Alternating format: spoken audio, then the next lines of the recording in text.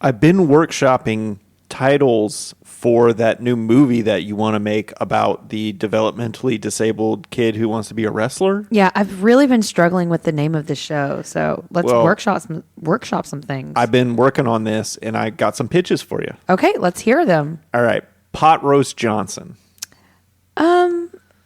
Okay, I feel like it makes him sound old. Oh, all right. Jelly Roll McGinley. Okay, is that offensive to fat people? Maybe. I don't know. Junkyard Cheddar. Oh, too stinky. Too stinky? Yeah. Well, though, it was gonna be like a money gimmick. Like money is cheddar. You get it? Oh. He makes money from his junkyard business. Well, I mean, he doesn't have a junkyard, so it doesn't really fit him. Okay. Engelbert Humperdinck. That's someone's name already. Right. Famous singer. Yeah. Damn. Cream Pie Weasel. That sounds vulgar. Yeah, it is kind of sexual, huh? Yeah. Ugh, yeah. Nacho Dorito Gonzalez. Okay, now that is culturally offensive. Damn. I can't get anything right. Yeah, maybe we'll have to mash some up. Do you have any more? Or? Yeah, I got two more. All right. Okay, let's hear them. Peanut Butter Massacre. I don't hate it. And then, but I don't want it to be a massacre. So it sounds like a horror film, but it's almost there. What's the next one? Stinky Falcon. It's not very good, but that's what I got. Sounds very childish. Yeah. And he's a full-grown adult. Yes, he has Down syndrome, but yeah. Okay, well, what are some things that we can mash up together? I don't know. How about Cream Pie Massacre? Yeah, the massacre part is the fault. Jelly Roll Johnson. No. Engelbert Gonzalez. Absolutely not. Peanut Butter Falcon. Wait. Say that again? Peanut Butter Falcon. Peanut Butter Falcon. The Peanut Butter Falcon. The Peanut Butter Falcon. You just slayed the cat. Damn right I did.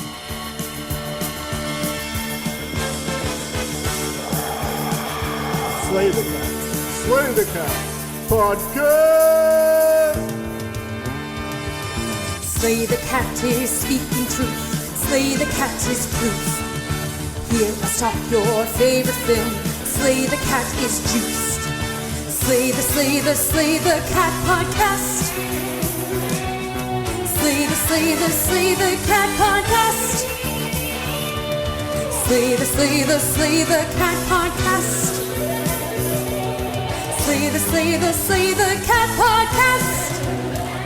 What's up, all my backwoods backyard wrestlers? Welcome to Slay the Cat, a movie podcast.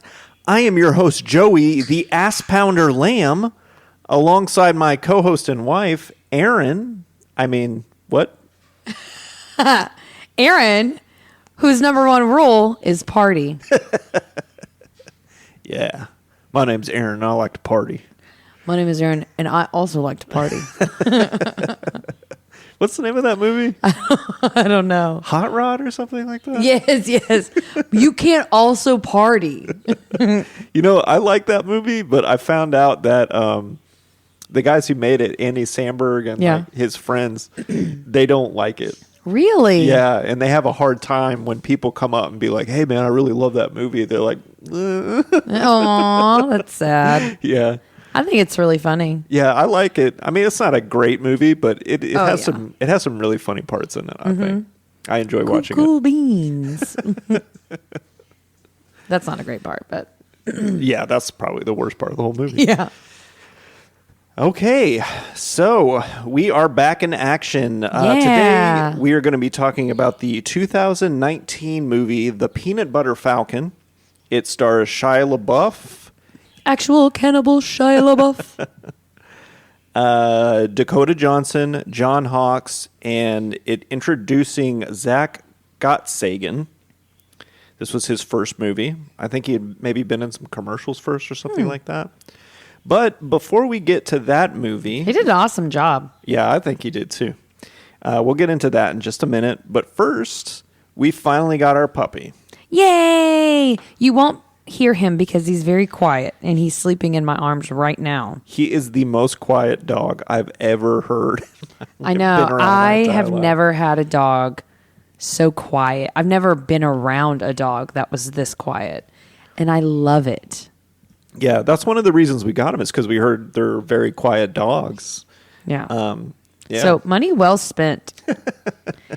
Yeah, he's really cute. He's really playful. His name is Giuseppe. Yeah, he's sweet. He's sleeping Aaron's arms right now, and he's just a good dog. I don't know what else to say about him. I'm really happy that we got him. Yeah, he's like immediately when we got home, which was pretty late with him. He immediately loved playing with us, and he is the cutest little thing. Yeah, he wasn't that scared. He just kind of was like, this is my family. yeah. He was a little apprehensive because our house is like I think bigger than what he's used to. But yeah, he's been exploring the house a little bit more. He's been warming up to us more. He's been more playful. Yeah. We've Definitely gotten him in the treats. past day, he's gotten way more playful. Yeah, yeah. Yeah, we got him some treats from a dog bakery. Yeah, dog bakery. It was cute. But yeah, we love him. Yeah, we love them.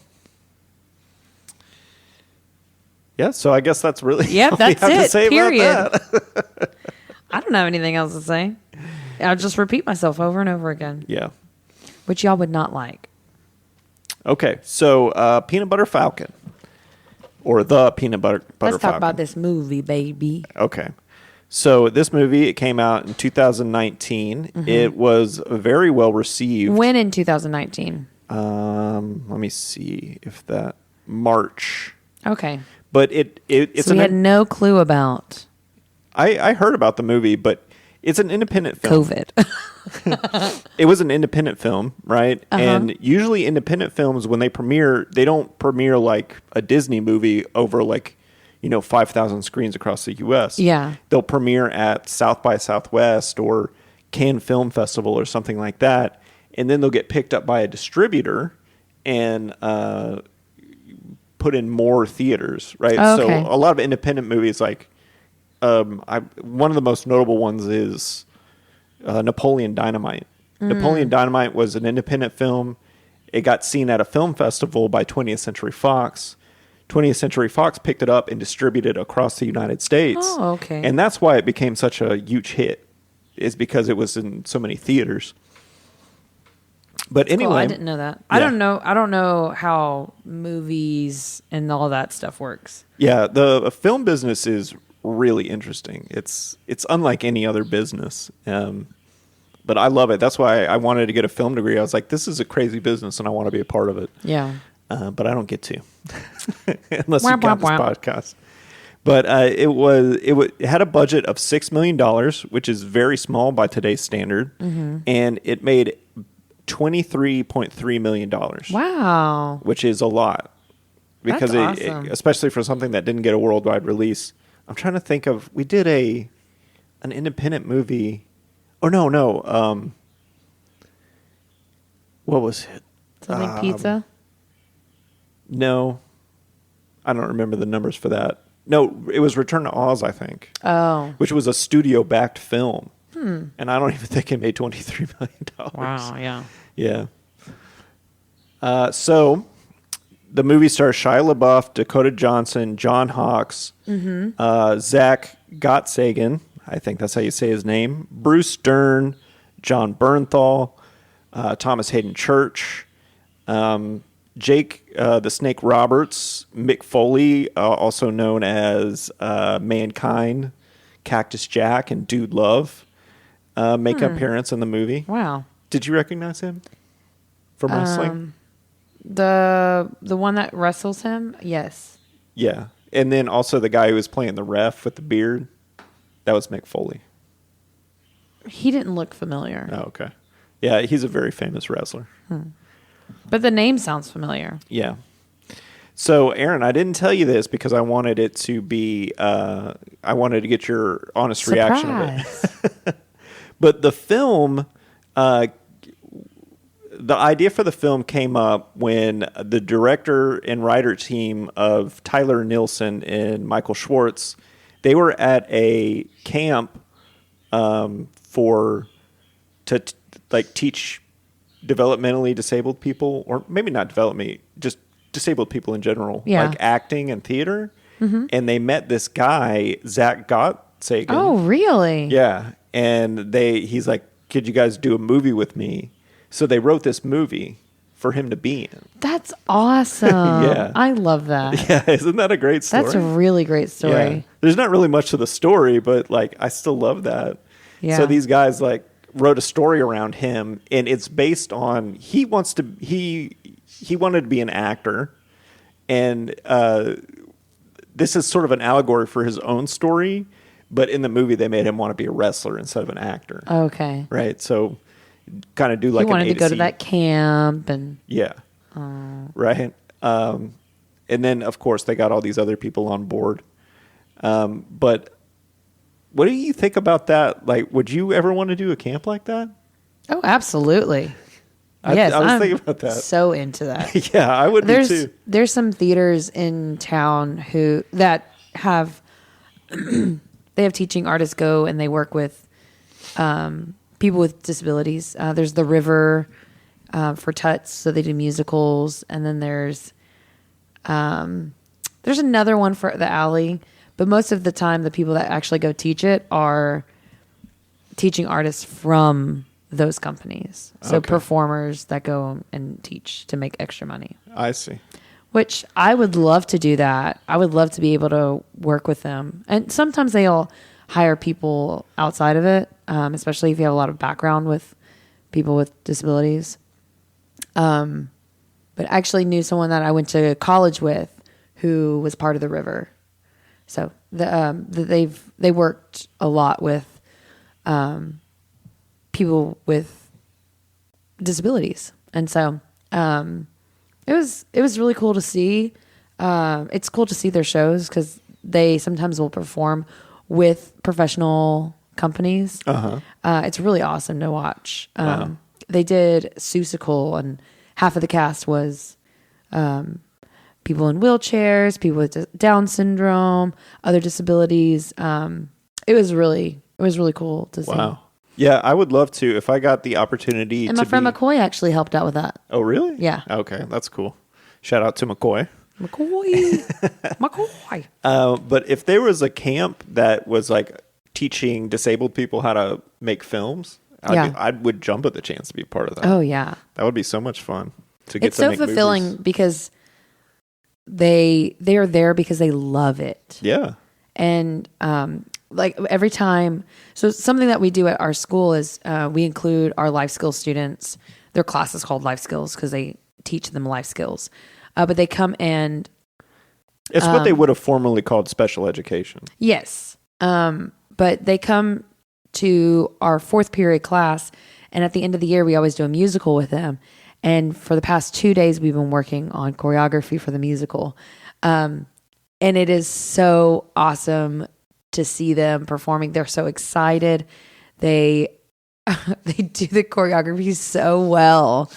And so they have so much spirit behind it.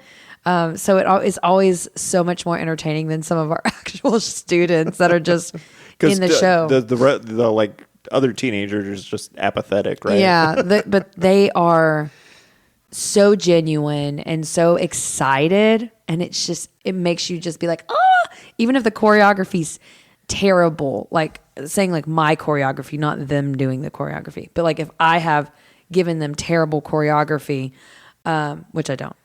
I try to do my best.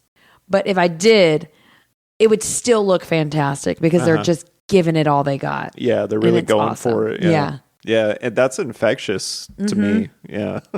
I love it.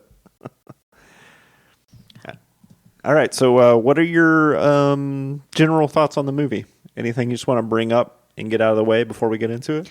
Well, I mean, you said it was an independent film. You said 6 million? Yeah, $6 million budget.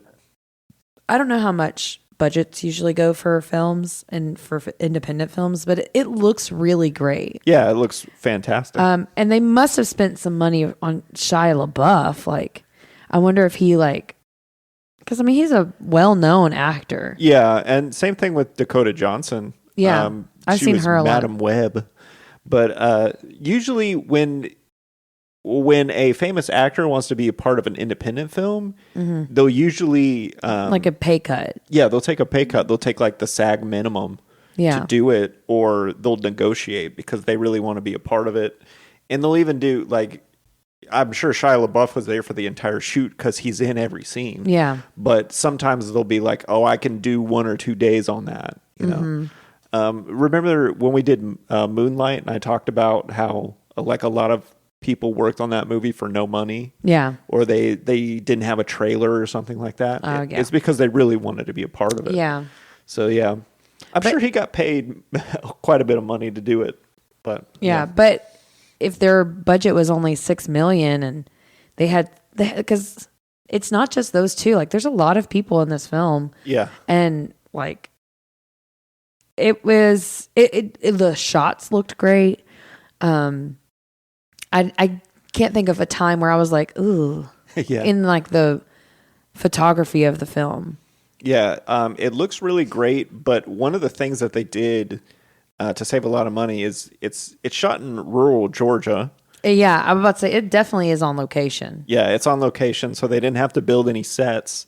And it's like, you know, if you want to use a location in Manhattan, like that's a privately owned business, they're going to charge you thousands of dollars. Yeah. But like a cornfield in the middle of Georgia somewhere, they're not going to charge that much. So that's where they saved a lot of money. A lot of the shots look handheld or like they were just on a tripod. That way they can just go and they don't have to like set up really complicated shots. Yeah. Yeah. And then of course like water in movies is always really pretty, you know? Yes, it is. And there's a lot of water because they're right off the coast. Yeah. Because they're supposed to be in North Carolina. Yeah, they're supposed to be in North Carolina. So, which, I mean, that's all really close to it. So, yeah. But it looked really nice. I enjoyed watching it visually. Yeah. There was even the scene where they like stay in the campsite. It's like a little shack when those guys come up, and it's dark, like the dark parts. I mean, I think it all looked very beautiful. Yeah, it all looked great. Yeah, there's like a fire going on. Like it was it was well thought out, and you can tell that it was a I don't know how to say it, but it was a piece of their heart to do this film. A labor of love. A labor of love. Definitely. Truly. You can see in all of it, like they took care of everything. Yeah. Because they really wanted to show him off. Because he did a fantastic job. Yeah. Zach, he did an awesome job performing in this. He was really funny at times. There were some really beautiful moments that they captured with him and Shia LaBeouf. Yeah, there's really I've never really been a Shia LaBeouf fan, but watching this movie really changed my mind about him. I think he's fantastic in this movie. Oh yeah, I think he's a really great actor. I mean, I've been watching him since he was on Even Stevens. But I thought he was okay as a child actor, and then like in the Transformer movies, I didn't really think anything of him. But well, I mean, it's Transformers. It's like an action. Yeah. Yeah, but this movie, like, I guess changed my mind about him. Yeah. And he has been a little bit controversial in the past too. So I don't like actors who are really public about stuff. Yeah. Yeah, that's not fun for me. But anyway, like, he really probably had to carry a lot of this movie because a lot of the scenes of the movie are just him and Zach. Yeah. And Zach is not like an experienced, trained actor. So he probably just had to like carry a lot of those scenes and ad lib. And then, you know, Zach flubs a line or something like that, he still has to, he can't just say cut. Cut, go back, let's do it again. Yeah. Yeah. You can't do that as an actor. So I think he did a really great job of like carrying those scenes and improvising with him and things of that nature. Mm-hmm. Yeah. They seemed like they developed a really close relationship. I bet him and Zach like had an actual like friendship built. Yeah, from filming this. I bet they're still friends today. Yeah. I wouldn't be surprised at all. And there, people, sometimes you'll hear people talk about like, people will say like, oh, you have to have a gay person play a gay part in a movie. And people would be like, oh, well, I mean, it's called acting because you're supposed to pretend to be different people. Yeah. But there's something about the authenticity of like having an actual person. Like when you watch Rain Man and you see Dustin Hoffman being an autistic person, his performance is really good, but there's not the authenticity of it that I like watching something like this. And it's the same thing. Like, I don't know what it is, but it seems like so many movies where there's a gay character in it, it's like it's not played by a gay person. Oh, often. Yeah. Why is it so hard to just find an actual gay person to be? Yeah. No, I mean, like, well, a lot of people, I've heard this so many times, because I mean, I try to keep updated in film and things like that, but I have seen, there's lots of people who, there was this one person, I can't think of the disability right now. Their muscles lock up and they fall often. Cerebral palsy? Yes, cerebral palsy. So Damn, they auditioned for a play that had a character with cerebral palsy, and they turned her down for someone that was able. And when they asked, why did you turn me down? And they said, well, we didn't think you would be capable of portraying someone with cerebral palsy. And it's like, I have the disability. It's going to be authentic. There's nothing like, because they didn't think she would be able to pull off her walking on crutches or in a wheelchair or anything like that, for any scenes that they may need to have crutches or something like that. But it's when I hear that, I hear like, oh, this is the excuse we're making up, but what we really think is like, oh, people will be turned off by seeing someone with a disability on stage. I could see that, but that's what I think. I could see that. Yeah. But like to be told like, oh, you can't portray something that you are seems crazy. So counterintuitive. But I agree with you. I love seeing films that, if it's about someone with, whether it's a disability or it's about someone who is, I mean, anything about anyone, if they're gay or whatever, like having people that are authentically living that life or, because they all deal with different things. Yeah. Each disability has a different thing that goes along with it that is, everyone has struggles, but I mean, they have different struggles than other people. Right. And to see them and get to tell their story, I think that is the part that makes me feel like, oh, that's fantastic that they get to tell their story. Yeah. And I'm not saying that a non-disabled person can never, under any circumstances, play a disabled person, or a straight person can never play a gay person. Yeah. I'm just saying, like, the number is so skewed. Yeah. Like 9 times out of 10, you're seeing someone who isn't that play that. Yeah. And 9 times out of 10, I don't think it's as good.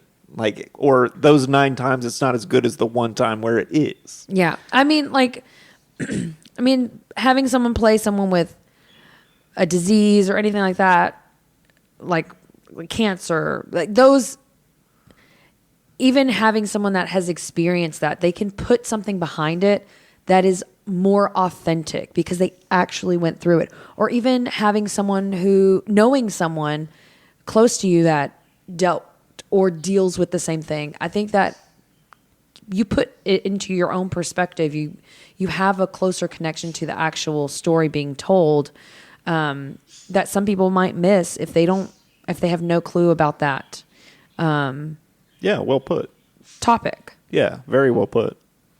So I really appreciate when people, when companies, whether that's film or if theaters, when they have a character of a certain type, trying to find people with that certain type. Because I mean, like in high school, like, yeah, you might not have someone with cerebral palsy audition. So yeah, you got to put someone else in that part. So that makes it. That's one of the okay. reasons why I say like I'm not saying that they can never do it. Yeah, absolutely. Because sometimes you just don't have any other option. Exactly. But I want to see more of it. Yes, me too. A lot more of it. All right. So you have anything else you want to get out, or? No, I think we can start going into the film. Okay. So, the Peanut Butter Falcon. It starts in a nursing home. And they're supposed to be in North Carolina, right? Yeah. Okay. This movie takes place in North Carolina. Because they're traveling down the state. Yeah. I don't really know the geography of North Carolina. I know it very well. I live there. I know you did. Actually, you I told don't me know it, 4 though. times while we watched this film. I didn't tell you any times. What do you mean you never told me? I told you maybe once while we were watching this movie. Okay. Because I know that I lived in North Carolina. But anyway, I never even saw the coast of North Carolina because I lived a little bit more inland. Mm-hmm. So I never even saw the water in North Carolina. Oh, okay. So none of this looked familiar to me at all. Oh, okay. Yeah. Where I lived, it was in between the mountains and the coast. So there were hills, but I couldn't even see the mountains in the distance. And I was never close enough to the ocean to really want to go. So I just never did. But so it's in a retirement facility, and this is in rural North Carolina. Mm-hmm. And we are introduced to Zach, and he's a very polite man. He's getting lunch. Pudding.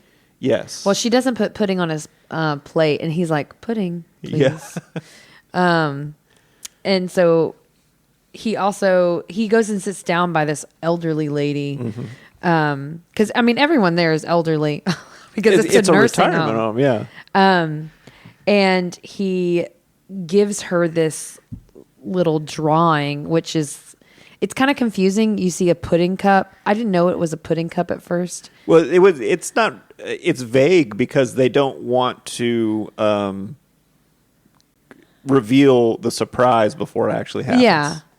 So it's like a drawing of pudding plus with a question mark. And then a little guy running. Yeah, and then a guy running. And he looks like he's dressed up like a wrestler.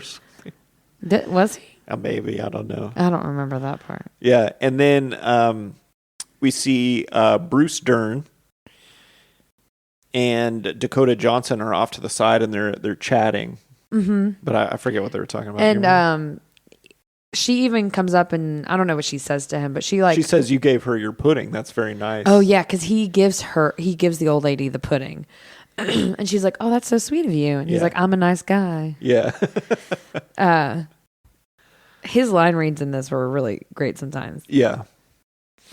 Like some of them are like, those are some of those line reads are like the memorable lines that I can think of. Yeah. Yeah, and I think it's just all due to the authenticity of him being a person with Down syndrome. Yeah. You know? So she takes the pudding cup and then she pretends to choke on it. Yeah, she doesn't even take a bite. She just starts coughing. And then as soon as she starts coughing, he runs out of the building. Yeah, and he gets outside and he's booking it and he gets tackled by an orderly. Yeah. And then it cuts to Shia LaBeouf, a.k.a. Tyler, and he's in a boat, and we find out that he's like a crabber or something like that. He's like crab fishing. Yeah. And he looks like he's moving very quickly and frantically, And then, But you don't really understand why. You're like, what is he doing? And I was just like, oh, that's just how crab farmers are, I guess. yeah. Because I don't know anything about crab farming. Well, if you do something every day, you do it fast. Yeah. But then we find out that Well, he starts to ride off in his boat, and he's about to cross paths with a game and fish warden or whatever you call that, a game warden, and he turns around and goes the other way, and you go, oh, is this guy up to no good? Mm-hmm.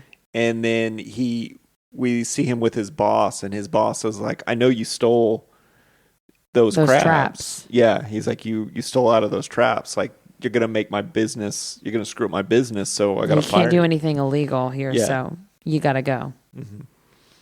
Which he's like, I need a job, and he's like, dude, something about his brother, because we find out that his brother has passed away. Yeah, he says Mark wouldn't be proud of you if you had done that. Yeah, and we don't really know who Mark is yet. But then it goes back to the nursing home, and we're watching a video with Zach and his roommate, who's Bruce Dern, and it's a video of the saltwater redneck, who's a wrestler, and he's advertising his wrestling school with the atomic throw or whatever. Yeah, and you can tell it's an old film. Like it's not a modern video, because it's like even a VHS tape or something. Yeah, it's a VHS tape for sure. So you see him put it in, you're like, oh, like that's old. Yeah. So you know that it's not current. Yeah. This movie, I think they were using like flip phones in this movie. Yes, they were. So it might take place like late 90s, early 2000s or something like that.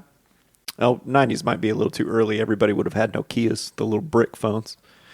But I don't think it takes place during smartphone times. No, yeah. Yeah. And then Bruce Dern is like, oh man, you've got to get out of here. You know, so you're finding out like the old people in this home are like on his side. Yeah. And even what's her name? Eleanor, she comes up and she says, well, Carl, like, can you keep an eye out? And he was like, yeah, I'll put both of them in my room. The lady that helped him escape. Too. Yeah. So you can tell like he's kind of mischievous as well, and they want him to be able to be out of here. Like, yeah. He's young. He's like 22, I think, supposed to be. I don't remember. I want to say that they said he was like, I'm 22.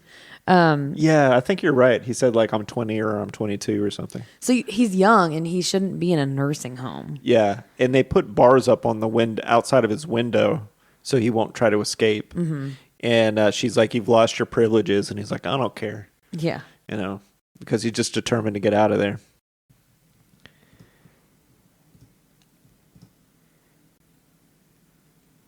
So then I think it's like that same night, and Carl's helped him pry the bars wider so that he can slip out.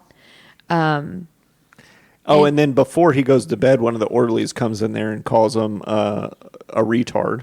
Oh yeah. Yeah, he says a bedtime retard. Which is something that we find out he hates when people say. I mean, I would too. Yeah, everyone does. But he hates being called that because he was called that throughout school. Yeah, and I mean it's obvious. It's a derogatory term. Yeah. Period. But it's a big theme through this movie. But you can tell, like, when people do say that, like, he kind of, I don't know how to explain it. I guess I'll explain it later when he hears it again. Yeah. But they've pried open the bars, and then Carl's like, okay, put this soap all over you so you can slip through the bars. Yeah, but I also think it's funny that they set up that Bruce Dern as was an engineer. Yeah, he was like, you're so strong. And he's like, it's all engineering or something like that. Yeah, he put sheets around the bars and then got a cane to twist it like a tourniquet until the bars bent enough where he could slip through. Yeah. And then he gives him hand soap to rub on his body. So he gets down in his underwear and squeezes out of the bars. Which was a really funny moment in the film, like seeing him like rub himself down with soap so that he can slip through these bars, even though he probably could have slipped through without the soap. Yeah. But I mean, this movie is funny too. This movie has very great comedic moments, even though it's like also a drama and might make you cry a little bit. Yeah. But I like right before he goes through the bars, he tells his name is Carl, Bruce Dern. He says, "You are my friend and my family." Yeah. And then Carl says, "Well, your friends are your family. You get to pick." Yeah, that's right. And then he goes, "You're invited to my birthday party." Birthday party is another through line in this movie. Yeah. So then he's just running down the street in his underwear at night. I just want to know, when is his birthday? I want to come to his birthday party. Yeah, I'd go to his birthday party.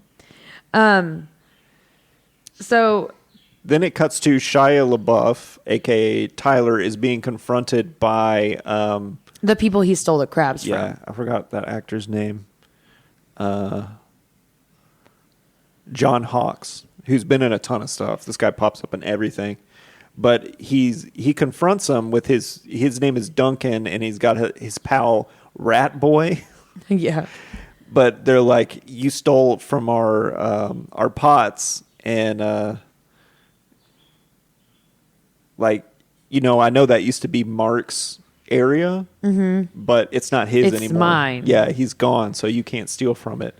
So you're like, they've already had one flashback to him hanging out with his brother, who's played by John Bernthal, who was completely cut out of this movie. He doesn't have any lines I whatsoever, know. despite being a famous actor.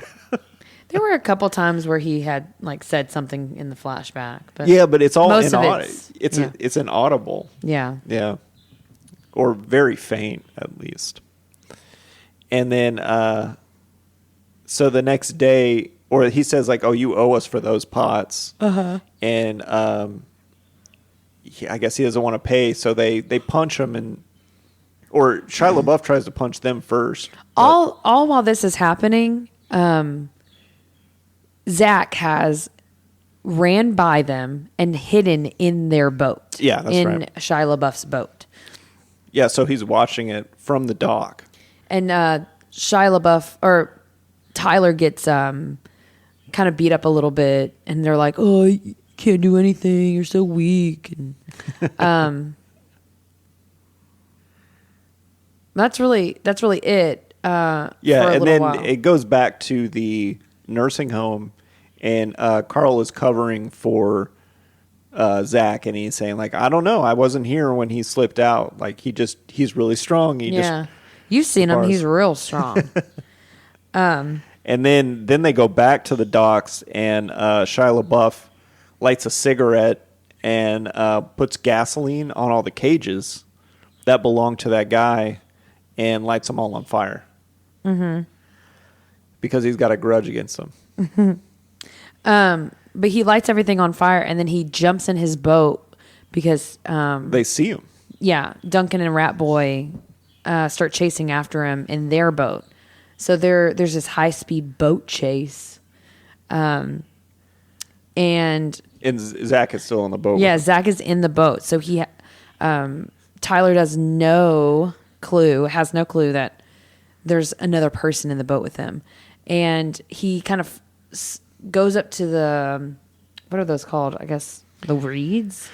I have no idea what they're called. That grass, shit, and water. Yeah. And he like stops and turns off his boat, and he's like ducking down so they can hide, so that Rat Boy and Duncan don't see him. I think that technical term for the body of water they're in is a marsh. It's okay. like almost a swamp, but not quite. Like the water is shallow enough to where you could stand up in it, but you could also ride a boat into it. Very similar to like what you would see in parts of Louisiana. Yeah. But he's hiding because they're kind of tall, and then Zach throws up. And yeah, so Duncan also gets over there, and they're looking for him, and they turn off their boat so that they can listen. And while they're trying to turn on the boat doesn't want to. When he first gets in his boat, Tyler, it doesn't want to start right away. And then later on, once Duncan's like, oh, I don't think he's here, and they keep going, he tries to turn his boat back on, but it's not turning on. Right. But during the time when Duncan turns off the boat, that's when Zach starts to throw up. Yeah, because he got seasick, I guess. And Shia LaBeouf like puts his hand over his mouth and holds a knife up to him. Probably because he's, on edge. Yeah, he has no clue who this guy is. Yeah. But then they finally leave because they can't find him. And then that's when it cuts back to the retirement home. And Dakota Johnson, or Eleanor, is there talking to her boss. And he's like, look, you need to go find Zach or else I'm going to have to report him to the state. And she's like, well... Shouldn't you do that anyways? Yeah. And he's like, no, you need to go find him first. Yeah. He's like, I don't want to deal with all that. Yeah. Which, that's your fucking job. If someone found out, you would be arrested. Well, look, I totally buy it because I used to see these things on like Dateline in 2020 where they would talk about like all the elderly home abuse that goes on. Yeah. And like those people don't care. Oh, absolutely not. They're just trying to take home a paycheck, and like they have to deal with like crazy people all the time. They're very complacent. So. Mm-hmm. And this is where Tyler does eventually get the boat back on, and then they kind of dock, or like they kind of go up to the shore somewhere. They just run up on a shore. And I guess the boat's not going to work anymore, or he shoots holes in it. Oh, so I guess he's like, I need to get. Oh yeah, because he says 3 minutes. This will be all the way in the bottom. Yeah. So he's trying to sink the boat so they don't find him. Yeah, he's trying to cover his tracks. Because he's on the run. Yeah. And he takes. This is when Zach is out, and they're like walking in the water, and Shia LaBeouf's like, "Why aren't you walking with us? Like, come on!" And he's like, "I can't swim." Yeah. And it's all like knee deep, maybe waist deep high.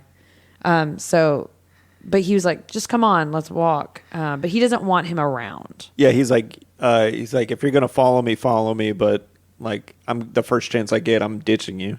Yeah. So they make it into the outskirts of some town, and there's like I don't know what you call it. It's like a big thing that you jump off of, a big wooden tower that you jump off of into the water, or yeah. something I don't think like that's that. what it's for, but Yeah, it's probably for like getting boats out of the water, like some sort of crane or something. But he leaves him there in his underwear, and he's like, okay, this is where we part ways. And he's like, do you know my name? And he's like, no. And he's like, good. Because, all he's thinking about right now is like just getting away. yeah. So he gets in a truck with a guy who has a dog, and the dog is just like staring at him in the face. And he's like, is this a good dog? And he's like, yeah, he's a good dog. He stays with me, so I guess he's mine. Yeah. And he's like, my wife left me. My kids are grown. But this is what it's like when you live in the South and you talk to people. It's like, okay, great. Cool. But this is where they stop at a train track because there's a train going by, and they said, oh, have you heard about the crab? Well, he says one of the docks, somebody set a dock on fire. Oh, yeah. And he's like, oh, really? I hadn't heard about that, like playing dumb. And he's like, yeah, they're looking for him. They even set up a roadblock. Mm-hmm. So they could find him. Yeah. So Shia LaBeouf is basically like, well, oh shit, I'm fucked. I can't travel on regular roads. Mm-hmm. So he's like, okay, I forgot something back in town. Yeah. And so he starts walking back to the docks,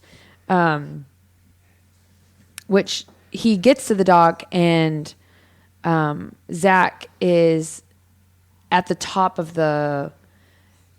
I don't know what that thing is called. I'll just call it a tower. He's on the top of the tower, and this kid's like, jump. And this tower is like 20 feet in the air. Mm-hmm. And the kid starts calling him the R word. Yeah. And Shia LaBeouf comes up and is like, hey, stop, dude. He can't swim. He doesn't know how to swim. And the kid yells back, I don't give a shit. Yeah. Why would you do that? I know. That's so crazy. Shitty fucking kids. Yeah. And he jumps in. And so, just sinks to the bottom. Yeah. And so Shia LaBeouf runs up there, punches the kid, Yeah. which is kind of weird, but he does it, and then he jumps in and saves him. Yeah. And so you see, like, okay, he doesn't want to be. It's not that he doesn't want to care for him, or like he wants to make sure he's okay. So you can tell he's a good guy. Yeah, this is his save the cat moment. But he needs to get out of here, or he's going to be in bigger trouble. Yeah, and also Zach at this point has already told him that he wants to go to wrestling school. Mm-hmm. Right? He's looking for this, and he says it's in Kyden, North Carolina, I don't something, know. something like that. And also, when he's about to leave him, he's like, "We should be friends, like bro dogs or something like that." It was funny. I forget what the other ones he said was. I don't remember either. Yeah. But then he pulls out a map and he's like, "Look, I'm going to Florida. You're going here. I can take you with me on the way there, but right. like you can't slow me down." Yeah, he's just basically saying like, "Look, it's convenient for us to stick together for now, but I'm not your friend." Yeah. So he's kind of dragging him along, and Zach is like, "My feet hurt," and he's hungry. He hasn't eaten probably since he left the home. Yeah. Yeah, he keeps being like, "Tyler this, Tyler that," and then finally Tyler gets mad and he's like, "Look, knock it off with the Tyler stuff. Like when I was a kid, I went and messed with a hornet's nest. You ever mess with a hornet's nest?" And he's like, "Yeah, yesterday. Yeah, this morning." Yeah, and he's like, "My brother told me if you keep fucking around with hornet nets, you're gonna get yourself killed." He's like, "See, and then he's like, when was the last time you kicked a hornet's nest?" And he's like, "This morning." And he's like, "Well, don't kick this hornet's nest, apparently, you know." And then he's like, "I need to tell you about myself." And he goes, "I'm a Down syndrome person." And Tyler says, "I don't give a shit." Yeah. Right? Which is kind of mean, but also at the same time, it's like, I don't really care what you are. You're just kind of another person. It doesn't matter to me. Like, Tyler is very mad at the world at the moment. Yeah. So they're walking in this cornfield. I think it's a cornfield. And they go to this gas station.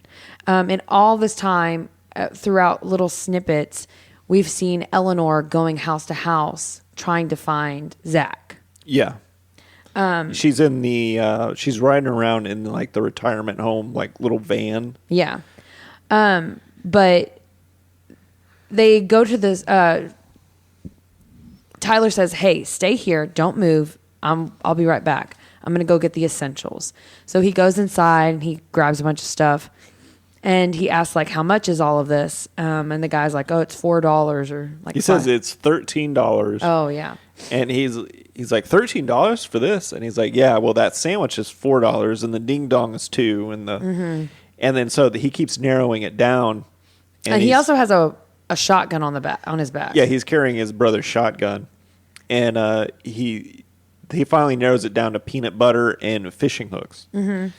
And then he's like, "All right, I'll take that." And then he's like, the clerk is like, "Sorry, but I don't normally do negotiations with people who with guns on their back." And he's like, "Oh, I'm sorry." So he puts it down. And so this is like kind of signaling to the viewer, like, Shia LaBeouf's character is a reasonable person. Like, this guy has no reason to have a gun, brandish at him. So he's not trying to rob the store. And then he's like, he asks him, "Do you have any of those little airplane bottles of liquor?" Yeah. And he's like, "No, but I have this moonshine." Yeah, and he takes out this jug of moonshine. He's like, "Did you make this?" And the guy behind the counter takes a swig, and he's like, "Yeah, I made it." And he gives it to Shia LaBeouf, and he takes a swig, and he's like, "Oh, you can have it. It's okay." Yeah, he's like, "It looks like you need it more than I do." which is, I don't know who would give away moonshine, but Maybe he had more at home. maybe he did, but still, it seems like moonshine's hard to make. It takes time to make that. Man, one time, have you ever had moonshine or like homemade wine or anything? I mean, I've had moonshine, quote unquote, but I don't know how authentic it was. Oh, when I was in the Army, one of my roommates was from Kentucky, and he was on leave, and he came home from leave, and he comes in the room, and he starts putting like a bunch of jars in his Oh my closet gosh. of just random stuff. I was like, what is all that? And he's like, it's moonshine and homemade wine. And he gave me some of it. He gave me like a jar of homemade wine. It had like a peach floating in it. And man, it was better than any liquor I've ever tasted. Really? Yes. But it fucked me the hell up. Oh, I bet. It was so strong. And you couldn't tell because it was so sweet. It really, that's how I got too drunk, is because I Yeah. didn't You didn't realize it. Yeah. Man, it was loaded with alcohol. So while they're in the convenience store, Eleanor comes in and she asks both of them, "Have you seen this guy?" And Shia LaBeouf, before she asked, he was like kind of flirting with her, like, "Oh, like, who are you?" Trying to get information, like not information from her, but like get her information. Well, the store clerk, he kind of sets the scene and says like, "No offense, ma'am, but you're the prettiest woman I've seen in here in ages." To say like Dakota Johnson's quite a looker for that area of the world. So Shia LaBeouf flirts with her, and she tells him like, I'm looking for this guy and all this, and he sort of gets excited, and he's like, well, maybe he got picked up by some hitchhikers, and like, he's living a good life or something like that. Yeah, well, he's like, maybe you have no clue what he's doing. Like, maybe he's perfectly fine. And, Yeah. And we know that he's with him, but all of the things, he gets very, like, not defensive, but standoffish, I guess, whenever he sees him. But, I mean, he is still flirting with her. Yeah. And so he leaves, and we see him talk to Zach, and he's like, Zach, you are on the run. And then that's where there's like a little bit of bonding with him. He's like, oh, like this guy is just like me. Yeah, we're a couple of outlaws. Yeah, I love he says, where was it? 2 bandits on the run. I thought that was so cute. Yeah. He says something about you're living life on the lam or something like that. Oh. Yeah, and this I looked up earlier because this reminded me of Huckleberry Finn, right? And I think the movie is partially based on that, but I feel like I read it in high school, but I don't remember it. So I looked up the synopsis of the book, and Huckleberry Finn is like a teenage boy who's running away from home because he has a drunk, abusive father. Okay. And then on the way, he meets a slave who's escaped from his master or whatever. Oh, okay. So it's kind of the same idea as like 2 guys who are on the run hook up together. So Yeah. 2 people from 2 different worlds. yeah, 2 different worlds. Yeah, that's a good way to put it. Kind of made me want to read The Adventures of Huckleberry Finn again. Yeah. I've never read it. Yeah. A lot of those, I don't think I read it in high school because a lot of those books like that, we didn't read in my high school because they didn't want to offend the black students. Oh. Yeah, because I read... They say the N-word in it several times, I think. Not several, a bunch. lot. Okay. Yeah. I don't know. I've never because read it. it's still slavery times, and that was just normal conversation. But I read To Kill a Mockingbird for the first time earlier, or not this year, it was last year. But I read it because I was like, we never read this in school. And I've always heard what a great book it is. And then it's like, it has a lot to do with racial stuff. Oh. And the N-word gets uttered in that a lot, too. So I was like, okay, I know why we didn't read it in school. Makes sense. Yeah. But And he even, when he's talking to Dakota Johnson, he says something about Mark Twain. Oh, does he? Yeah. So that's what made me think about it. Oh, okay. No. So they leave, and he tells Zach, okay, well, because before they go into the convenience store, he said, my number one rule is don't slow me down. And he's been telling him this over and over again. And so when they leave, after he says, we're two bandits on the run, he goes, okay, what's my number one rule? And Zach goes, party, which is one of the best lines in this whole show. Yeah, they're walking through a cornfield, and he's like, okay, we got some new rules. 1, don't slow me down, and 2, I'm in charge. Mm-hmm. Right? And then Zach is like, I wanted to have a secret handshake. Yeah. So he's like, okay, what's the secret handshake? And so they just kind of make it up on the spot. Yeah. And then he's like, okay, let's go. Yeah. And then he's like, what are you doing? You're doing the thing. And he's like, yeah, he's slowing him down. Yeah, because he's lagging behind. And he's like, what was the number one rule? And there's a big pause, and he goes, party. Yeah. Which I think that was a genuine moment that just happened. Like, I think Zach forgot his line or forgot what the rule is. And so he's just like, party? Yeah. And so the filmmaker's like, nope, keep it in. Yeah. I love moments like that in film. So they stumble upon this old man's house. No, that's not yet. It's not yet? No, they come to the river, but Zach can't swim. Oh, yeah. Yeah. So they get to the river, and so they have to swim across. And so Tyler is like, okay, well, take off some of your clothes, and so that they can make like a float device, which actually works if you didn't know. Oh, yeah, yeah. If you have you wet learn clothes. that kind of thing in the Army. Oh, okay. Well, that makes Yeah. sense. But he like kind of puts his clothes and makes like this floating device, and he's pulling him along. So he's like, do not get off of the float. Stay on the float. You might not be able to swim, but you can float for sure. And so he is taking him across the river, and it's a really long rope. I don't know why that rope was so long. You could have made it shorter.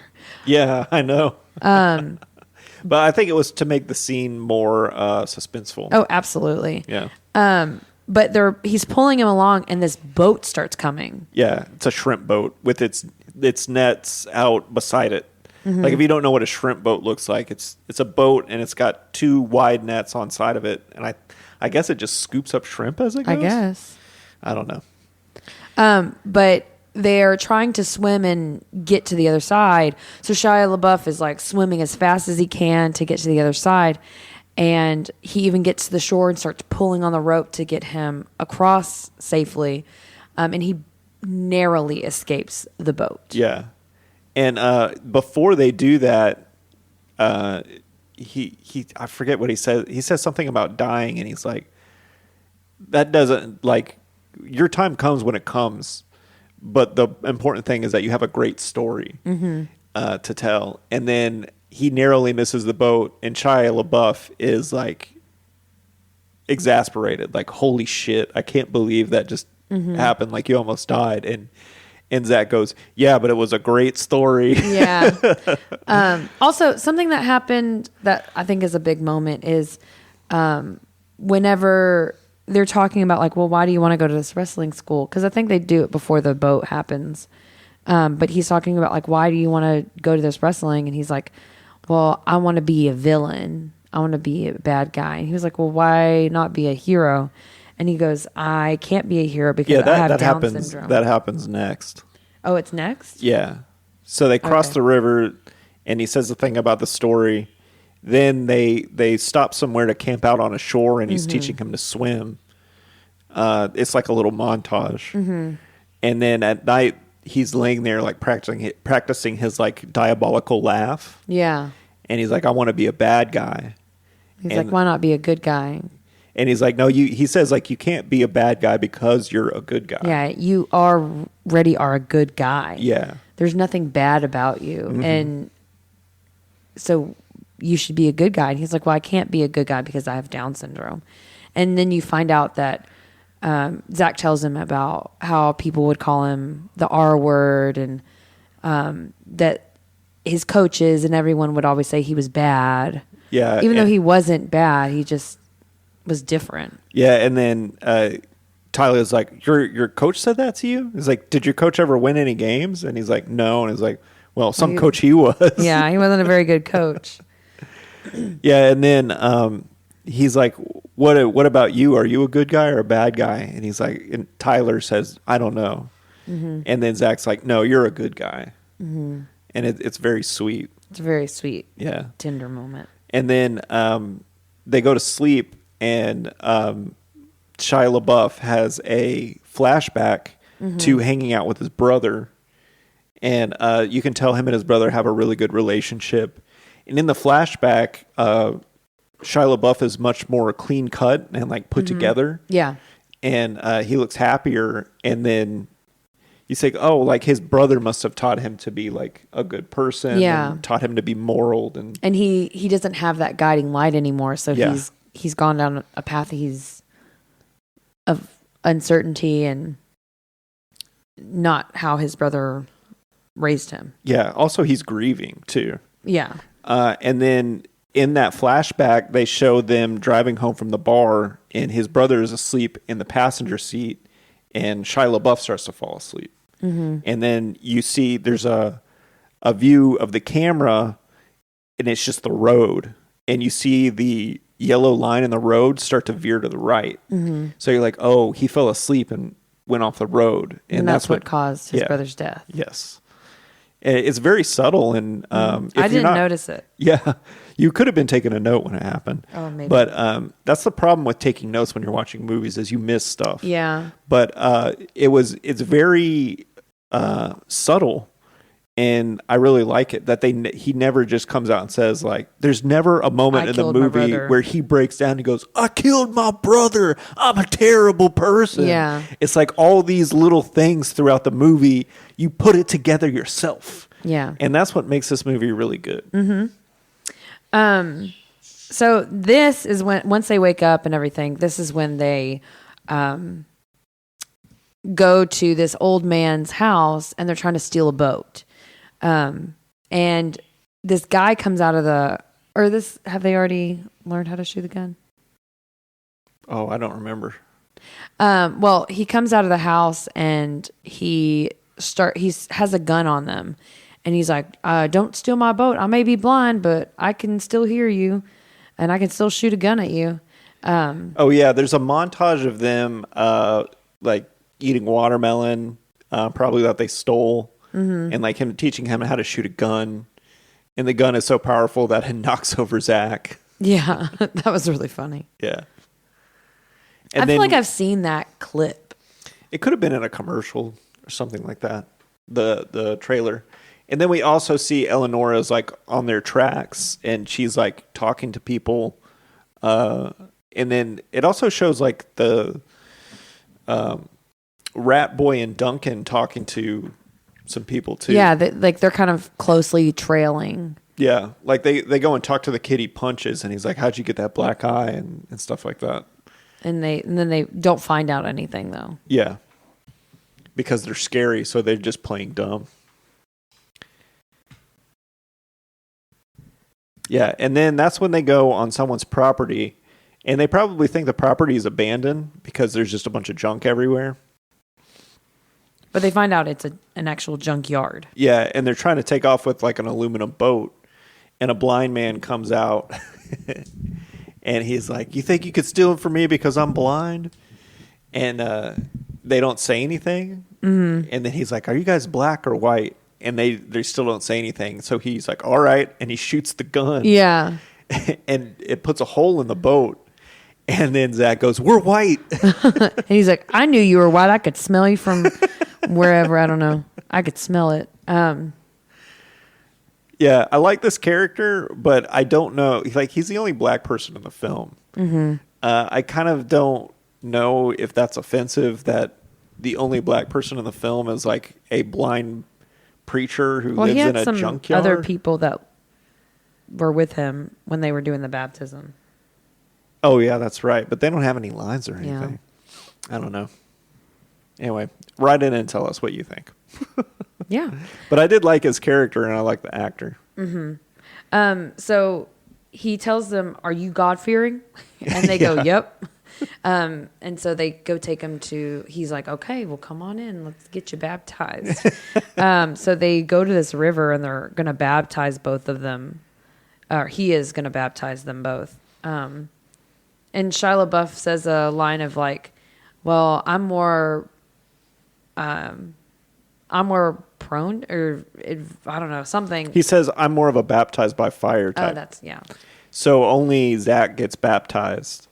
And he says, like, I'm going to let you have whatever supplies you need to get away because You just can't have the boat. Yeah, and he says it's almost like he has like a premonition about them or something, because he says like the wolf can smell your sins and he'll follow you, and he's talking about The Duncan and Duncan and Rat Boy. So Zach gets baptized, and then they build a raft out of like old steel drums and a bunch of wood. And it's like full on Huckleberry Finn at this point. Yes, very much so. So they're floating down this river, and this is like another really like tender moment between Zach and Tyler. They are floating down the river, and I don't know what prompts Zach to say it, but he says, I'm going to give you all my wishes for my birthday. Yeah, he says, I'm going to give you all my birthday wishes. Yeah, which was so sweet. But I don't remember what caused him to say that. I think they were just floating down the river, and they're just sitting there floating along, and then he's just happy. He's in a good mood because his friend is trying to get him to wrestling school. So he says, like, I'm going to give you all my birthday wishes. Yeah. And it touches Tyler so much that he starts to cry a little bit. And they embrace, like, he leans over on him. But then they start to, like, tap each other in the face. Do you remember that? And I was like, that's a very authentic moment, I think, that they just captured. They were probably just on that raft, and they had the camera running. And since they just have to be on that raft for so long, because you can't just stop and go, right? Yeah. Probably. So they're probably just filming those two guys hanging out. And I bet you that happened. And it's like, that's a cool moment. Yeah. Yeah, I like that a lot. So they get their boat to this little shore, and they stop riding for the night. And they have a fire. And this is where Tyler gives Zach the moonshine or whatever alcohol he has. He's like, here, drink this. And then you see them have these this big funny drunk moment where this is where they come up with he asks them like, well, what do you want your name to be? What do you want your wrestling name to be? And he goes, the Falcon. And then he's like, okay, well, we got to make a costume. So then he like ties some like branches on him. And they take the jar of peanut butter and they put it on his face like war paint. Well, I think he does that. Yeah, he goes, he does. I'm the Peanut Butter Falcon. Yeah. So that's where the title of that's where his name starts to come from. Yeah. I mean, you knew that. If you saw the previews for this movie, you figured that out already. Wow. Yeah, and there's a part before this where he's training him throughout this movie, and he's just off to the side doing jumping jacks.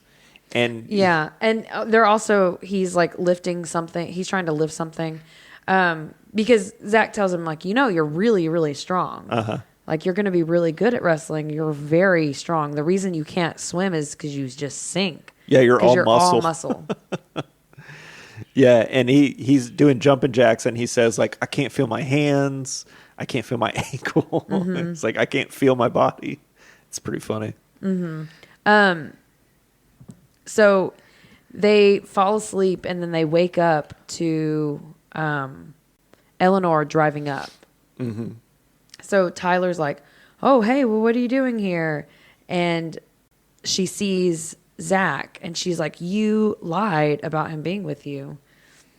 Yeah, she's like, don't you know I could have, call the police on you for kidnapping? He's like, what do you mean kidnapping? He's an adult. Yeah, he's like, well, he's a runaway. How can you get? Oh yeah, that's what it is. But Zach gets her keys from her somehow. I don't know why they have their keys. Well, she left, like she was talking to Zach, and then they went over to have a private conversation. Oh yeah. And he's like, hey, I got your keys, and he throws them in the water. Yeah, he throws them in the water, and so because Tyler says, "Oh, well, you can float along with us," and she goes, "No, I have a car." And then you see him with the keys, and you see him throw them, and she's like, "Well, shit." So she gets the next shot is her sitting on the raft with them. Yeah, and it's a beautiful shot because it's all water and clouds. It was the perfect day to shoot this on because all the clouds like perfectly diffuses the sunlight. Mm-hmm. And she starts like babying Zach. Yeah, and Tyler's like, "Don't do that. Like, leave him alone." Mm-hmm. And he's capable enough. You don't Yeah. need to baby him. Yeah, and then he's like, "Hey, as part of your training, You need to work on breath control. yeah, so put your head in the water. See how And long then- you can hold it." Yeah, and well, as soon as he puts his head under the water, Tyler's like, "Hey, don't call him a retard." And she's like, "I've never called anybody that." Yeah. And he's like, "Well, when you baby him like that, you're implying that he's not capable of taking care of himself, and it's upsetting for him. So, let him be a man or whatever." And then he pops up out of the water and he's like, "How long was that?" And she was like, "Good, but you need to do longer. So go back in." And so Eleanor now says, "Put his face back in the water." So he dives back in the water. And you see this fish swim next to his face when he goes into the water the second time. Yeah. Uh-huh.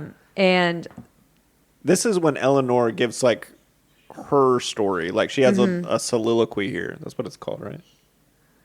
I don't know. Whatever. well, it's not to herself. It's a monologue. Oh, is that what a soliloquy is to yourself? Yeah. That's a theater thing. They don't do that in film. But she says like, I work at this home and like I deal with people whose families have abandoned them, and I'm the last person they see before they die. Yeah. And Like this is stuff. a hard life to live. I care for him. I really do. And he then Zach pops out of the water with a fish. Yeah. So he caught it and she goes, "Did you catch that with your hands?" And Tyler grabs it and starts pounding it on the raft. Yeah, and he's like, "Oh, this is lunch." And so then we cut to where they're on one of those little dock things. Yeah, it's like a big metal crane or something. I don't know what it would be for, but And so they have this little fire and they're cooking and they're like, "Okay, well, what do you want? Do you want fish or peanut butter fish?" And Zach goes, "Peanut butter fish." So he like swipes peanut butter on the fish. He was like, "You can have plain fish, you can have some other kind of fish, or you can have peanut butter fish." And he picks peanut butter fish. yeah, and they all eat it. Even Dakota Johnson, and she says it's good. Mm-hmm. And then they decide to like take a break and swing on the crane and play in the water. Yeah. And then they camp out for the night. Mm-hmm. At a little cabin, and this is where Yeah. It looks like a boat cabin or something like that. Yeah, but Tyler hears fire. Yeah. And he comes outside and you see The raft. Rat Boy and Duncan. have They set the lit raft his on raft fire. on fire. Yeah. And then they also have a gun on him. So he's about to, it's like he's about to die. And then Well, they say like, look, you gotta pay us back for what you did, but you're trying to run, so we got to make it even somehow. Mm-hmm. So we're gonna shoot you in one hand, and you gotta pick which hand it is. oh yeah, that's what it was. And he says like, no, don't do that. Like, I'll pay you back. But they're like, no, like we're just gonna shoot your right hand. And then that's when Zach comes out of the house with the shotgun. Mm-hmm. And they go, "Do you even know how to aim that?" And he's like, "I don't need to aim. It's a buckshot." He just says it's a buckshot. Like he has mastery of it. Yeah. Yeah. And then so they're like, and then the one guy says, like, you think you're the only ones who are hard up? Mm-hmm. And so he's like, he's still going to come back for it. You can tell by that. Yeah. But they just don't want to get shot. Yeah. So they're just like, well, okay, we have to go for now, but we're still coming for you. So now after that, they're walking down the shore. Mm-hmm. And there's another moment with Tyler and Eleanor. And he's like, what's that T tattoo you have? Or was it a bracelet or something? I don't remember. It was a tattoo. And she's like, oh, it's a J. Sorry. Uh-oh. Okay. You okay? Yeah. We're not cutting that out. Oh, no. So she's like, that was for my ex-husband. And he's like, oh, were you divorced? And she's like, no, I'm a widow. And he's like, oh, well, we're a lot the same then, but also very different. I don't really know what causes them to go. They go into this place. I guess they're in the town that the wrestling school is supposed to be in now. Uh-huh. And they go to this like cafe, and they're eating in the cafe, and they're just eating at a roadside diner. And they ask someone like, "Oh, well, do you know the saltwater redneck?" And they go, "Yeah, of course. He used to be famous." And he goes, "Used to be."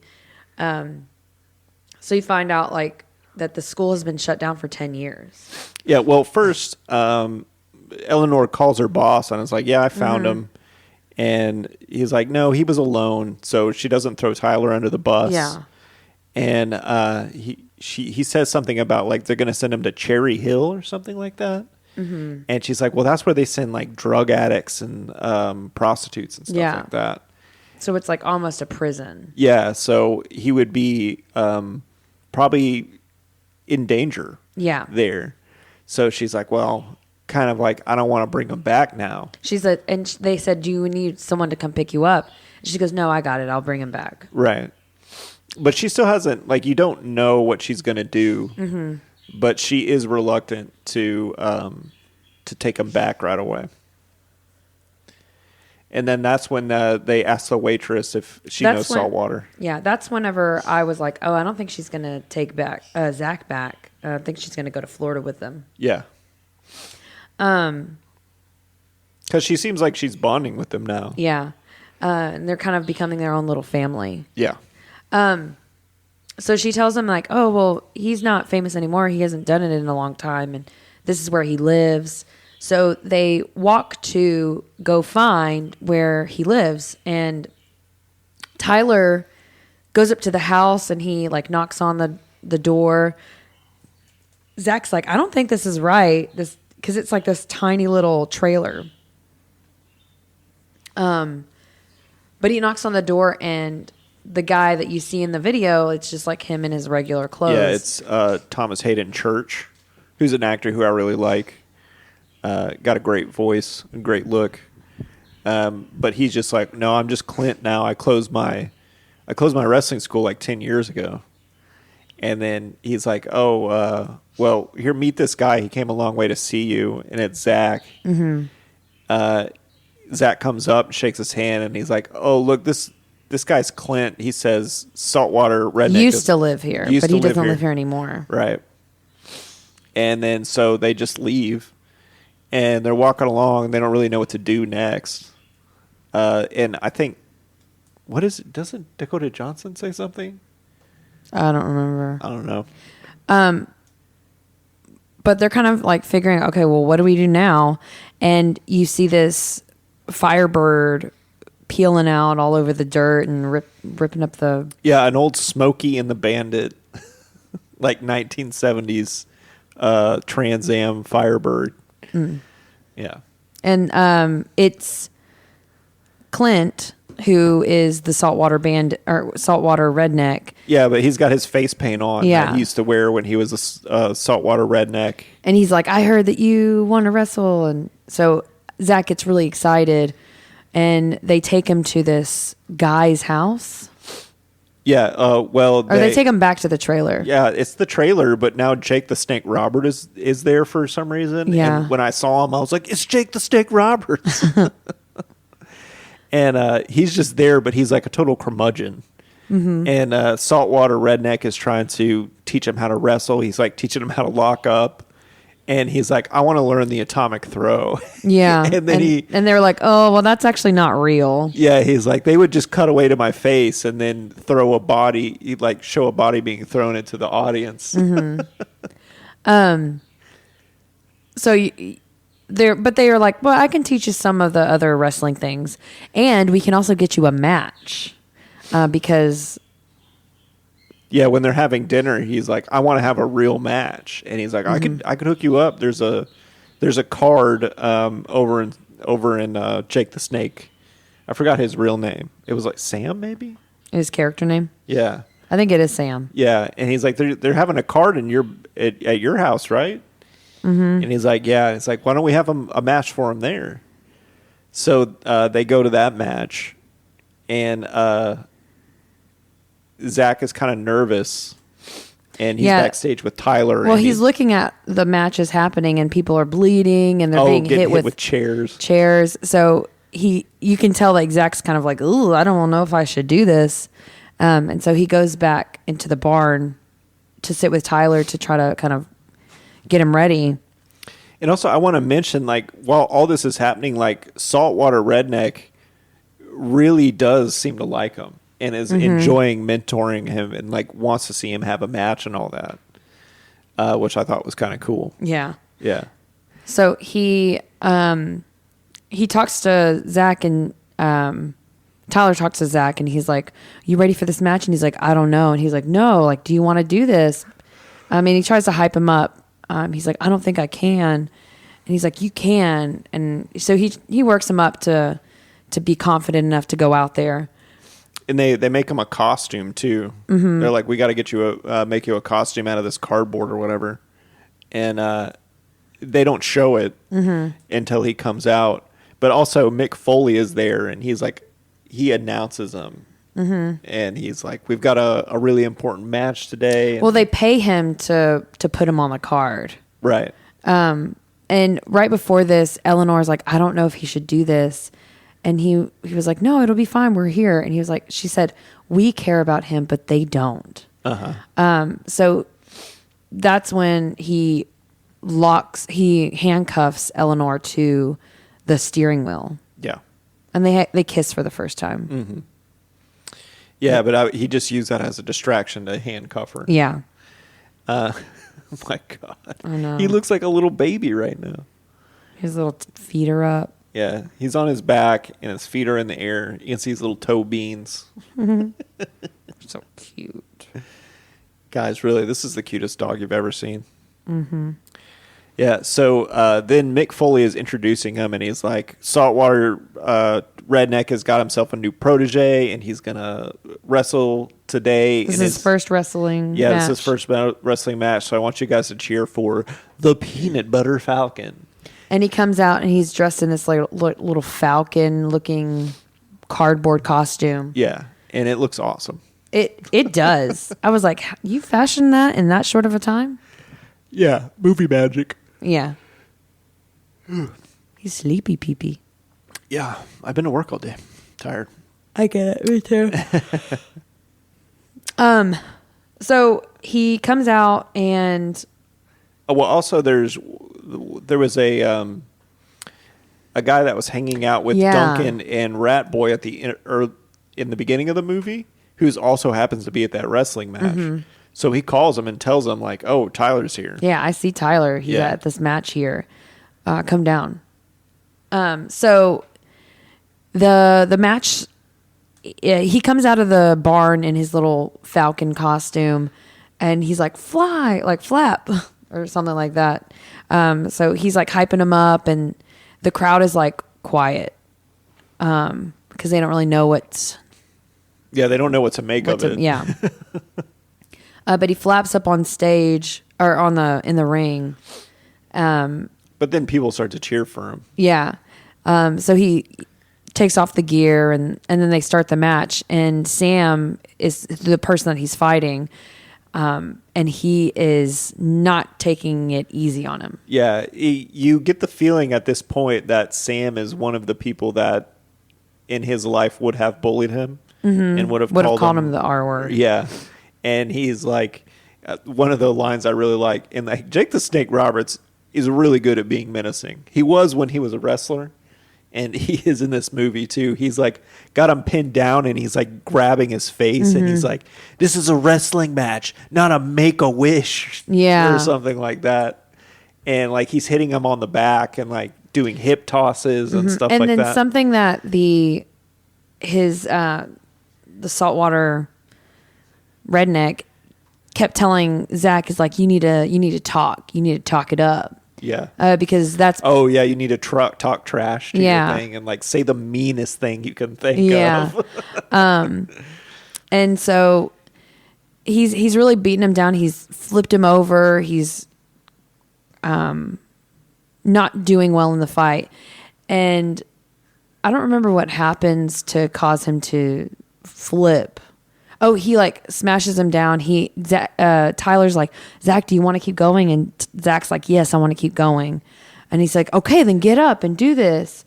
And so that's when he slams him down again. And you don't think he's going to get back up, or you're just like, oh, this is it. Like, this is the end of the match. And he gets up and he yells at him. He gets up very labored. You know, like it takes him forever to finally stand all the way up. And Sam's like, yeah, this is stupid. Like, well, I don't know why we did this. Or yelling. And everyone's like, oh, no, the other ref, or not the, what's his name? Mick Foley is like, you're a piece of shit, Sam. And he's like, I don't give a fuck. And he like reels up the middle finger to him. Keeping with the fishing. Yeah. The fishing theme. And that's when Zach says, you're not invited to my birthday party. And he grabs him and lifts him up over his head. And this whole segment is in slow motion. Eleanor has reached in the glove box and taken off the key, or taken off her handcuffs. First she sees Duncan and Rat Boy. Because she saw Duncan and Rat Boy. So this is what I was about to say, is she sees Duncan and Rat Boy coming up, and that's when she gets the handcuffs off. And so she's running after, trying to tell Tyler that they're here. Uh-huh. And then Zach has got Jake the Snake over his head, and he tosses him out of the ring. And it's like... it's totally fake, but it's like he flies 100 feet or something. It was really like funny. That, but it was hilarious. It was the biggest laugh of the whole movie because it's so ridiculous. And then this is all happening in slow motion, and then it cuts to Shia LaBeouf, who's like out of his mind, surprised and happy, and then he gets bashed in the head with a tire iron. Yeah. And as soon as that happens, it blacks out, and we go into a hospital where I guess it's his birthday. It's Zach's birthday because he has a cupcake with candles. Yeah, that's right.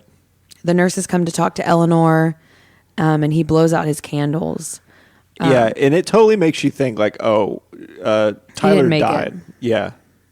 But then we cut to the car, and Eleanor's riding in the car. Zach's asleep in the front seat. And she looks over and she wakes up Zach, and then we see a Florida sign. And Zach's super excited. He taps in the back seat and he goes, we made it. And then you see a beat up Tyler in the back seat. Very badly beat up. Like his whole head is just swollen. It's pretty bad. But you're happy because they're all together and they're a family now. And they're going to be in Florida. And there's an earlier part where they're at the wrestling school, and she's asking Tyler what he's going to do, and he's like, well, I'm going to move down to Jupiter, Florida, and they have the biggest estuary in the United States or something, and he's going to like do private fishing tours or something like that. So you're like, oh, he does have a plan, and that actually sounds nice. Yeah. You know? And he's like, do you want to come with me? And she's like, I don't know. So she's made her decision to go with him. Yeah. So, and that's the end of the film. Yeah, nice happy ending. I don't think there's going to be a Peanut Butter Falcon 2, but I don't think we need it. No, it was a nice. It was perfect just the way it was. Yeah.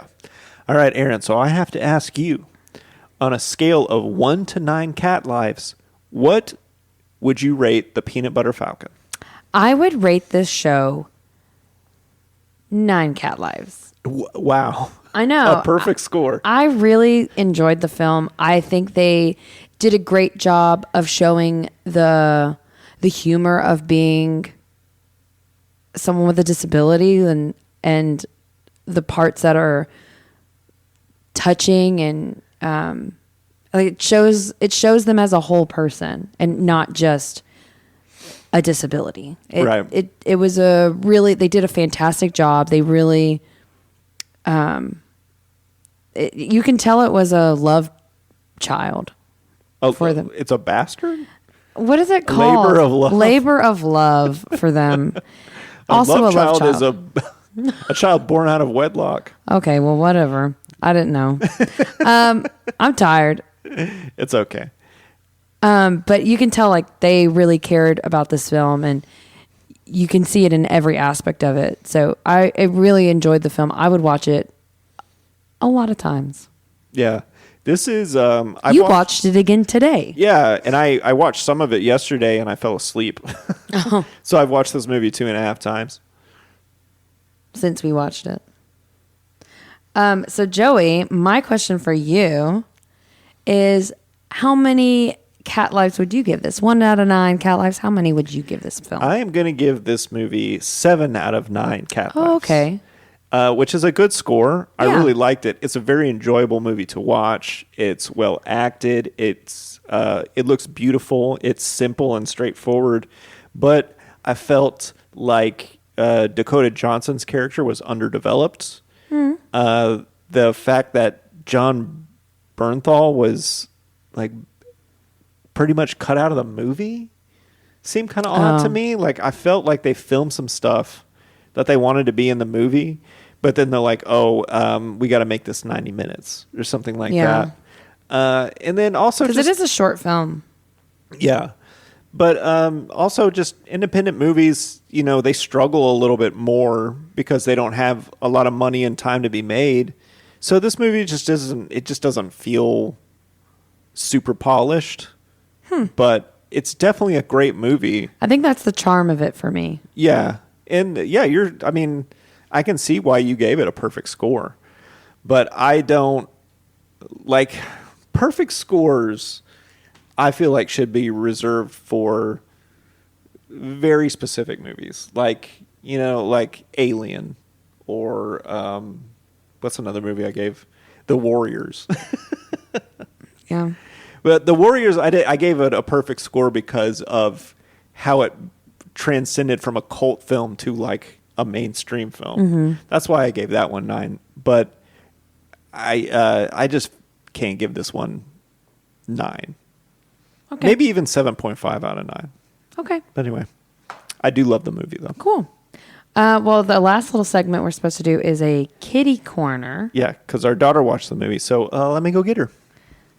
So, while Joey is going to get our daughter, I am going to serenade you with a song I made up right now. There once was a little boy, and he liked to climb the trees. His name was Stephen, and he liked to pee.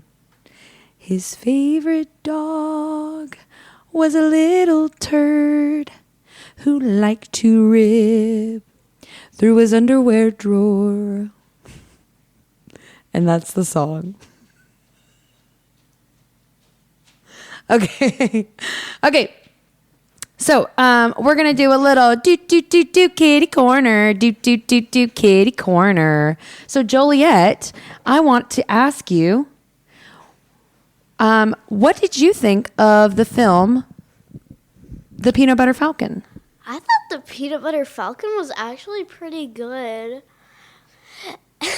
What did you like about it? What was one part that you were like, oh, this was so funny, or this was really cute, or like this made my heart drop, or what was your favorite part? That's too easy. The part where the the Down syndrome guy like threw Samson. Like he's like, you are not invited to my birthday party. All right, Joey, careful. You're gonna blow up. You were not invited to my birthday party. And he like chunks him out the ring. Yeah, it's just That was a really great moment. I know. And you're just like, yes, you did it. bam. Yeah. What did you think about the character Zach? It slayed the cat. It slayed the cat. Yeah. It slayed all day. Well, Zach was the character with Down syndrome. Yeah. Do you think did you like that he was actually an actor with Down syndrome? Yeah, for real. Like actually. Do you think it would have been bad if they filmed it without having someone with Down syndrome? I would kind of just feel like it's just a normal movie. But it would just not include other people that have Down syndrome in their heart and to believe because they have mental health. Okay. Yeah. It would have been a different story Yeah. because, I mean, I think that him having Down syndrome makes you care about him even more. Right? Yeah. Yeah, and the character Tyler, Shia LaBeouf, actual cannibal Shia LaBeouf. Random. Wait, do you feel like he was wrestling with some demons? Well, he kept on catching some other people's crab thingy. I don't know what the heck to call them. And he once let some expensive stuff on fire that catches frogs. Why do you think he did that? 'Cause they were literally kicking him. They were kicking his ass. She just wanted to say ass. But why do you think he was stealing stuff? Why do you think he did that? I don't really know. Do you remember the times where he was in little small scenes and it was like a flashback with his brother? Still no. Okay. Maybe you missed those parts. He was sad because his brother died. Huh? His brother died. I know. And so I think that made him have a hard time being a good guy. Yeah. Did this movie make you want to go to wrestling school?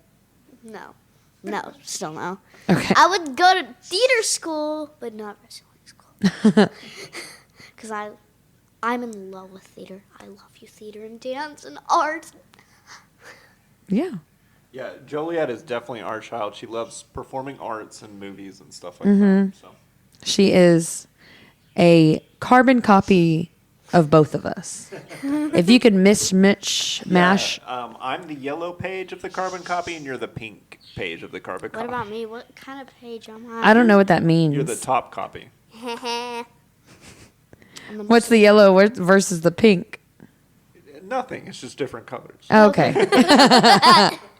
And am I pink just because I'm a woman? No. Aaron, you can be yellow if you want. Okay. Quit making a whole stink about it. All right, Joliet. Do you want to plug the show you're going to be in soon? Yeah. So what show are you going to do? Me and Mommy are working to it together. She's the director of it. I'm one of the characters. What character do you play? Can I just tell the freaking play yet? Okay, sorry. Okay. Speak into the microphone. Okay. So at Sharpstown High School, the production Shrek is coming in 2 weeks or 3. 3 weeks. Well, 2.5 weeks. 2.5 weeks. May 24th through the 26th. Yeah. And What part do you play? I play young Fiona. That's a lot of girls' favorites. Mm-hmm. And oh god, my nose is so runny. Cut that part. Okay. And I am a rat that dances with morning person. And you know Gingy. Y'all all know Gingy. He has a wife named Sugar, right? I'm that again. Cause I was in Mick B. Don't say that word, cause it's bad luck. We're not in the theater, Joliet. You can say Macbeth. Oh, okay. I don't want to say it. Macbeth. And there's this boy named Dennis. He's Gingy. And he's Gingy in it. And I'm Sugar, so I'm the same person. I'm his same wife. I'm like the same person that is his wife. I don't know how to explain it that well. Yeah, so in Macbeth, you were his wife. You were Lady Macbeth, Yeah. and he was Macbeth. Yeah. And in this show, he's Gingy, and you play Sugar at the end. Yeah. Which is Gingy's wife. Yeah. So this is my second time being Dennis's wife. Well, do you not want to be his wife? That's the question that everyone says to me. Literally. You don't care. I mean, it's good working with him as a husband. Yeah, y'all make a good pair. Yeah. Y'all are good together. Good friends too. Okay, Joliet, thanks for coming on the podcast. It's time for you to go to bed, so go brush your teeth. Okay. Bye.